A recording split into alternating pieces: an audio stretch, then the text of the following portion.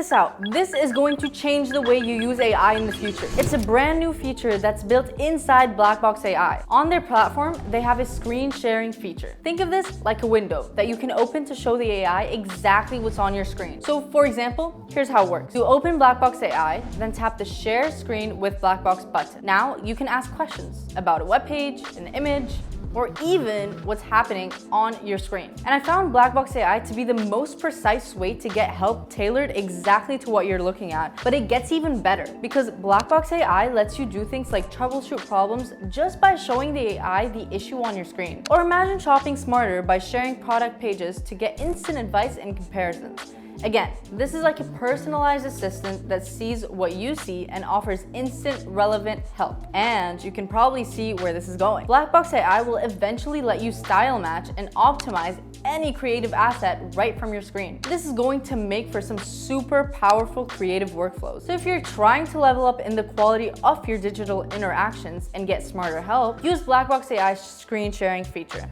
and your productivity will dramatically improve.